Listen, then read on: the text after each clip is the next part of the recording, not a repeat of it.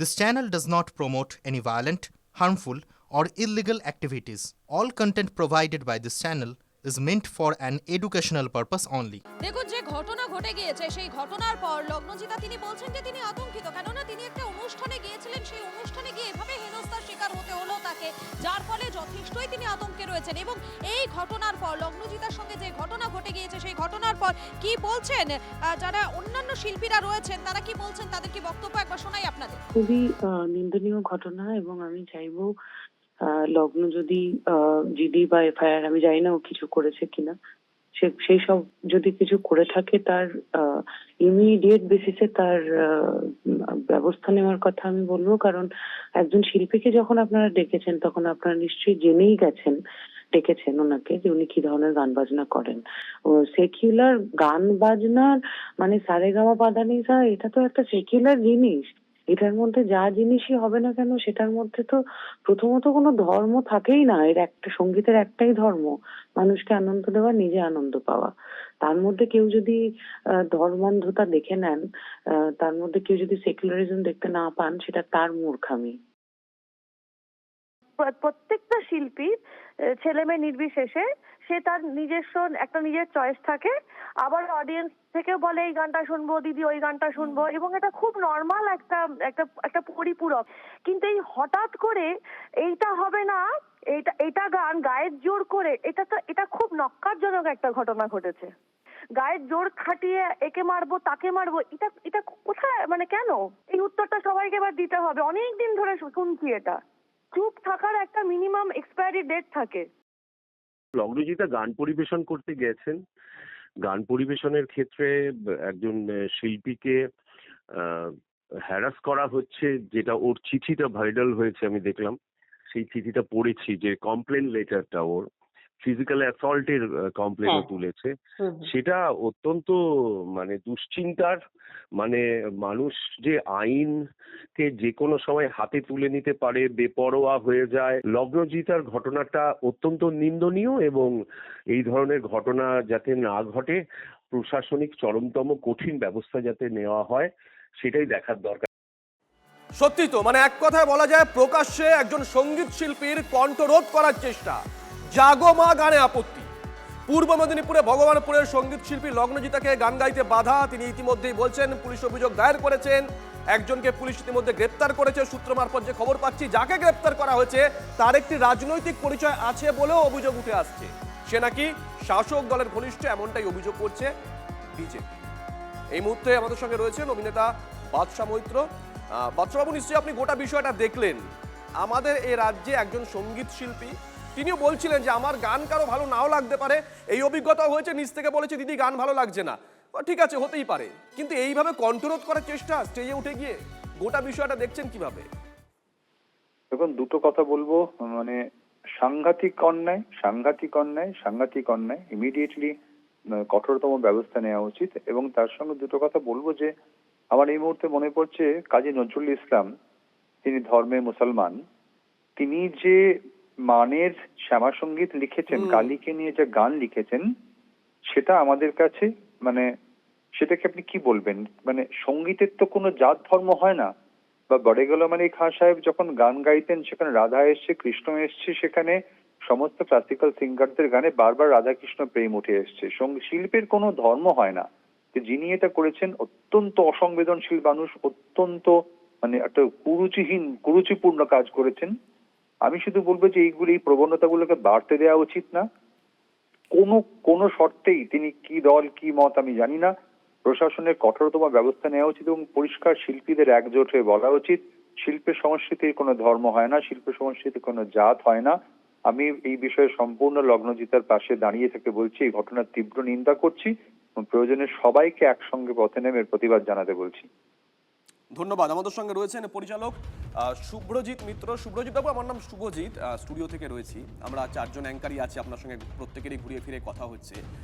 যেটা বাদশা মৈত্র বললেন, সত্যি তো, সঙ্গীতের কোনো জাত হয় না, সঙ্গীতের কোনো ধর্ম হয় না, মিউজিকের কোনো জাত হয় না, শিল্পীরও কোনো জাত হয় না, তার কথার কোনো জাত হয় না।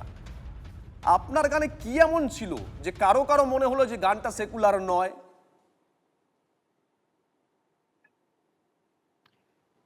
মাতৃশক্তির আরাধনা ছিল। এবার এইটা তো কার কি মনে হচ্ছে সেটা তো ভীষণই একটা ইন্ডিভিজুয়াল একটা ঠিক ব্যাপার। ঠিক তো এই ক্ষেত্রে বলতে পারি আমার দেবী চৌধুরানী যারা দেখেছেন সবাই বলেছেন যে মানে সন্ন্যাসী এবং ফকির বিদ্রোহ যেখানে হিন্দু এবং মুসলমান কাঁধে কাঁধ মিলিয়ে আজ থেকে 250 বছর আগে যেভাবে ব্রিটিশদের বিরুদ্ধে প্রথম লড়াইটা করেছিল সেই গল্প আমার বলা হয়েছে দেবী চৌধুরানীকে। এবং সেখানে যখন রণক্লান্ত আহ, আহ, ভবানী পাঠক যখন ইংরেজদের তাড়িয়ে দিচ্ছেন একদম শেষে, রণক্লান্ত ভবানী পাঠক এবং গুরুতর আহত মজনু শাহ তারা যখন একে অপরকে আলিঙ্গন করছেন, সেখানে মজনু শাহ বলছেন জয় ভৈরবী, প্রত্যুত্তরে ভবানী পাঠক বলে উঠছেন আল্লাহু আকবার। তো সেই ছবির গান। আর মাতৃশক্তির আরাধনা, মানে মাকে তো সবাই আরাধনা করতে পারে, হুম তার সঙ্গে তো জাত ধর্মের কোনো সম্পর্ক নেই, ঠিক। সুব্রজিৎ বাবু তাই না? তো কয়েক সেইটা আমার মনে হয় হ্যাঁ এগুলো ভীষণ সংকীর্ণ ব্যাপার। আপনি আপনি আমার সঙ্গে সহমত হবেন। কয়েক বছর আগে এই দেবেশবাবুর ব্যারিকেড নাটক, সেটা কল্যাণীতে অনুষ্ঠিত হওয়ার কথা ছিল, সেটা বন্ধ হয়ে গেছিল। অভিযোগ উঠেছিল যে প্রশাসনিক চাপে ওটা নাকি বন্ধ করা হয়েছে, তারা তারপরে হল বুকিং ক্যান্সেল করেছিলেন। ঠিক একই রকমভাবে পশু খামার, তা অভিযোগ উঠেছিল তৎকালীন শাসক পশু খামারটা বন্ধ করেছে। মানে সঙ্গীতের ওপরে বা নাটকের ওপরে এ রাজ্যে এর আগে বা গোটা দেশে এর আগে প্রশাসনিক হস্তক্ষেপ অথবা রাজনৈতিক হস্তক্ষেপের অভিযোগ বিভিন্ন সময় উঠেছে। এক্ষেত্রেও কি আপনার মনে হয় এক্ষেত্রেও কোনো রকম শাসকের আস্ফালন বা কিছু, আপনার কি মনে হয়? না, এটা আমার মনে হয় এটার সঙ্গে রাজনীতিকে মানে ডাইরেক্টলি ইনভলভ করাটা আমার মনে হয় খুব একটা যুক্তিযুক্ত হবে না। আচ্ছা বিকজ এইটা আহ, তার হয়তো একটা কোনো রাজনৈতিক রং থাকতে পারে, যেই ভদ্রলোক যেটা যিনি বলেছেন, কিন্তু সেটার সঙ্গে এটা রাজনৈতিক উদ্দেশ্য প্রণোদিত নয়, ডেফিনেটলি আমার সেটা মনে হয়। কিন্তু বিকজ কেউ তো মানে রাজনীতি যারা করেন, যারা মানে একদম টপ লেভেলে রয়েছেন, তারা তো আর নিজের পায়ে নিজে কুড়ুল মারবেন না। হুম সো এখন সামনে ইলেকশন আসছে, সো তারা এখন এই ব্যাপারে অনেক বেশি সেন্সিটিভ থাকবেন, যাতে এরকম কোনো রিলিজিয়াস গ্রাউন্ডে কোনো পলিটিক্যাল আনরেস্ট যাতে না হয়। তো সেই জন্য আমার মনে হয় এটা কোনো রাজনৈতিক ব্যাপার না।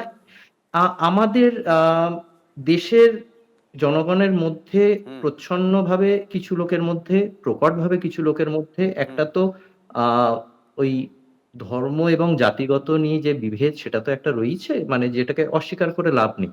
মানে one must address the elephant in the room, তবেই তো সেটার প্রতিকারটা বেরোবে। তো একদমই, আপনি আমাদের এইমাত্র সঙ্গে থাকুন একজন সুব্রজিৎ বাবু। আমাদের সঙ্গে এই মুহূর্তে রয়েছেন শিক্ষাবিদ পবিত্র সরকার। পবিত্র বাবু, আপনি ঘটনা সম্পর্কে অবগত।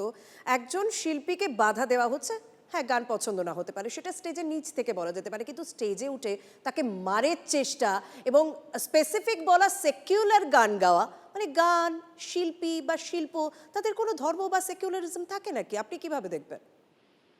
আমি যেটা দেখছি যে শিল্পীর স্বাধীনতা সবসময় স্বীকারযোগ্য, কিন্তু কারা কি উপলক্ষে শিল্পীকে ডেকে নিয়ে গেছে শিল্পী, সেটাও খেয়াল রাখা দরকার।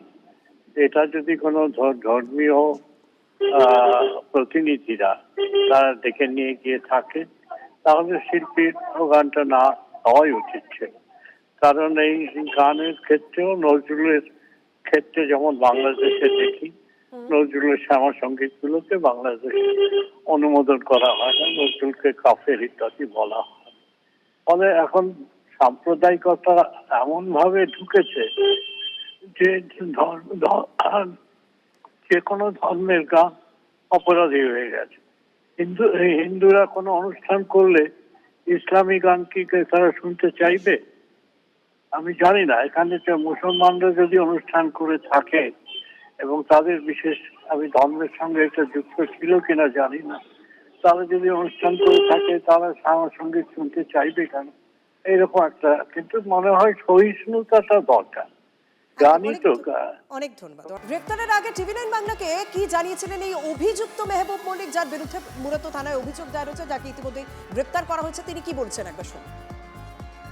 আচ্ছা, উনি যে বলেছেন মারধর করা হয়েছে, উনি কি সে ভিডিও দেখাতে পারবেন? মানে উনার বিরুদ্ধে আমরা করবো কেস এবার?